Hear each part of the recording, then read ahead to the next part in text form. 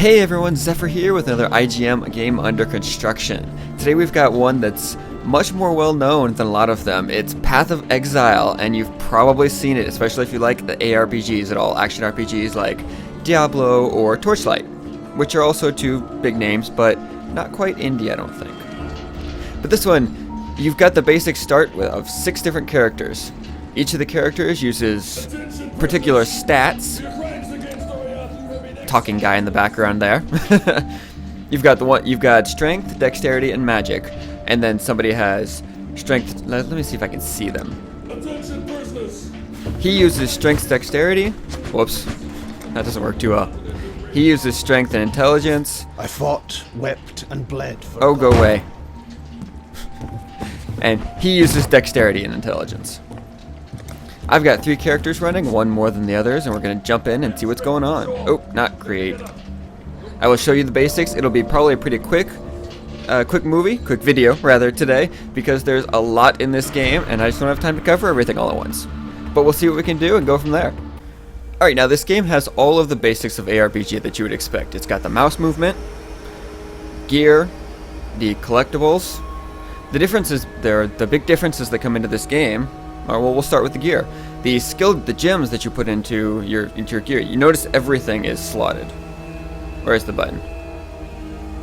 Ah, there it is. It has been a little while since I've jumped into this one, so the controls are not straight in my head completely. Lots and lots of gem sockets. And the gems that you put in are your active abilities, the skills that you use, which means that you can use pretty much any skill in the game if you have the stat requirements for it. Blue gems are intelligence, red gems are strength, and green gems are dexterity. So if you've got the stats for it, you can use anything you want to. Oh, well, I already flashed this open, I might as well show it to you. This is the passive skill tree. A little bit crazy. Anytime you level up, you get points, and also you get some points through quests, and you put them into this tree to decide where you want to go.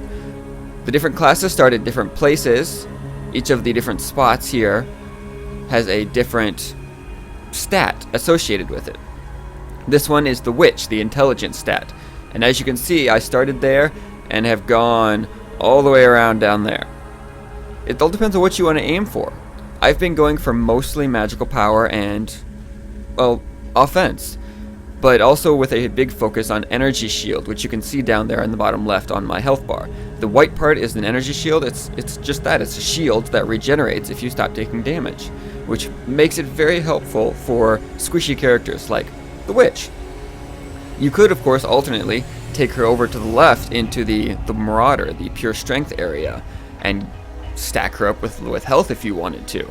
You could take her down into the dexterity and give her lots of evasion. You can take your characters anywhere you want to. They can do anything.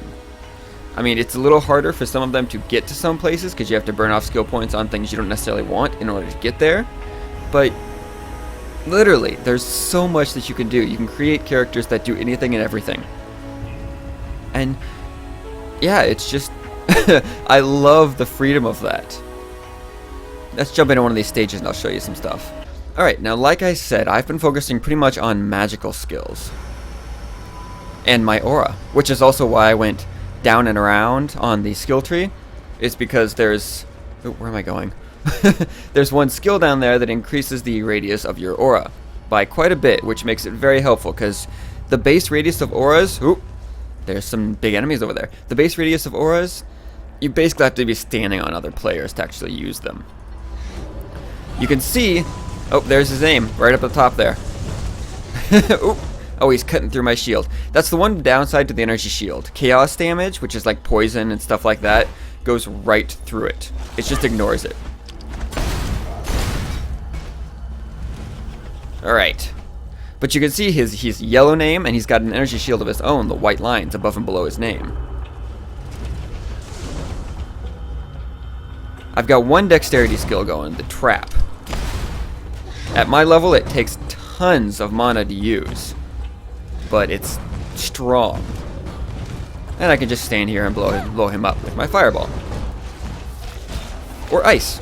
There's fire, ice, and lightning as far as actual intelligence magical skills are concerned.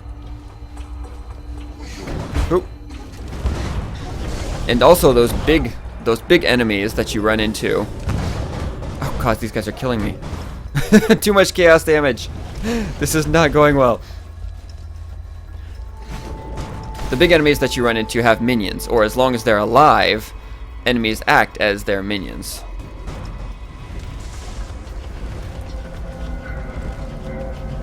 The firestorm that I've got going on there is boosted by some other abilities.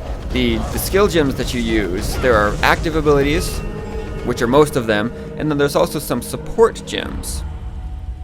Like, let's see, where did I put that one? Adds lightning damage to Firestorm and Freezing Pulse, because they're both linked. You can see the links in between the gems there. Whereas, like down here on the gloves, there's no link between the blue and the green gems. And right there, I've got Fire Trap linked to increased critical damage, and Ice Spear as well. So, increased critical damage, if you focus on it, can probably be really useful. It's not a whole lot to me yet, unfortunately. And then, of course, there's my wand, which I almost never use, because there's just no reason to. And blue items, of course. Oh crap, there's still one alive. Chaos damage, again, is my worst enemy. However, I have no problem standing there and just blasting away at them with Firestorm, because it's awesome. You'll see over there on the right, you can see the gym just popped up there. Gyms level up as you fight and gain experience, and that is how your active skills gain in power.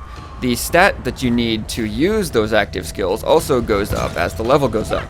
So while you can absolutely level a gem on one character and then pass it over to another character just by putting in your stash or trading it, while they may have had the stat to use the level 1 version of the gem, they may very well not have the stat to use the level whatever, 10, 20 level of the gem that you've leveled it up to.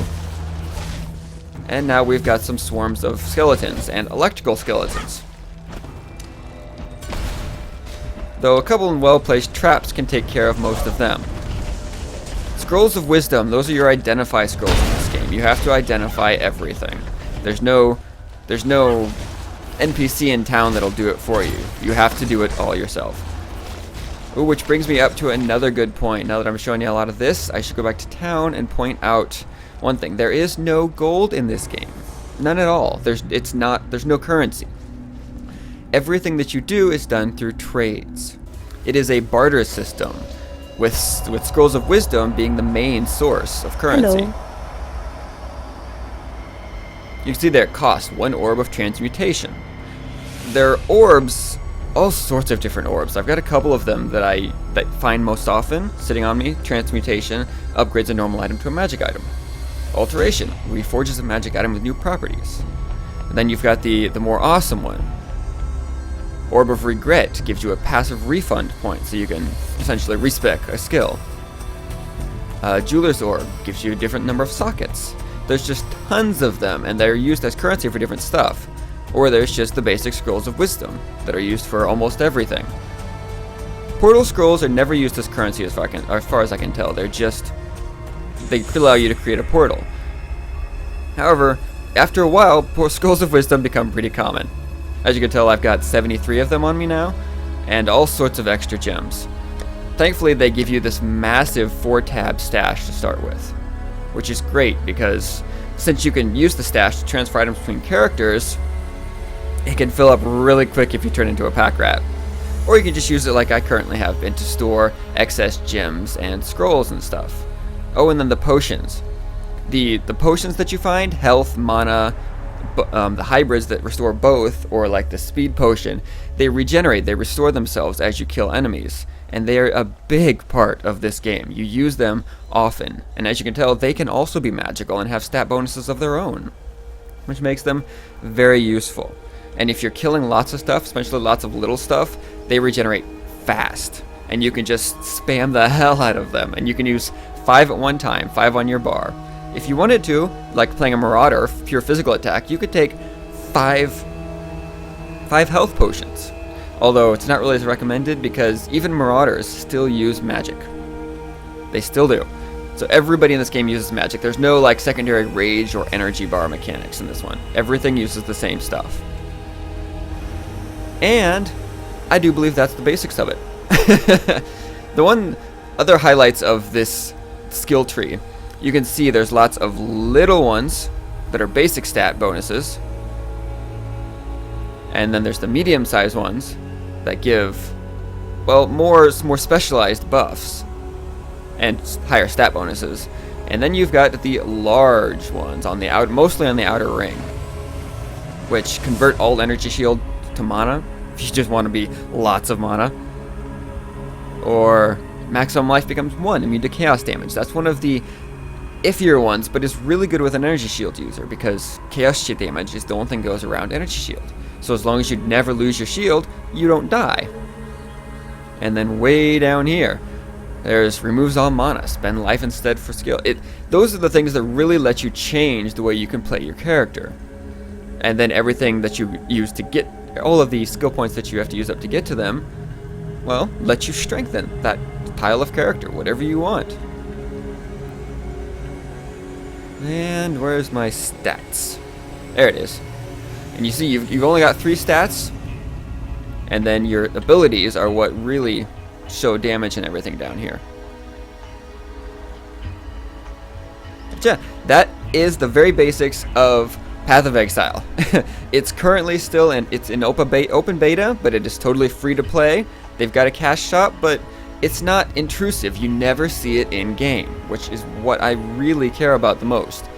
And it's all cosmetic and stuff like that.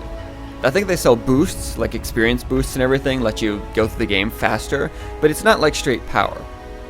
Oh, side point, there is also PvP in this game, but at the moment it's apparently insanely unbalanced because they just haven't really been working on it. So it's totally there to play, you know, enjoy it to your heart's content, but don't expect it to actually be moderated and balanced, because at the moment it's not. Maybe eventually, but not yet. But dragging on a little long, I'm going to have to head out for the day. That is it. Path of Exile, by all means try it out. It's a great game. I've been playing the hell out of it for a while. And that's it. I will catch you all next time. See you later.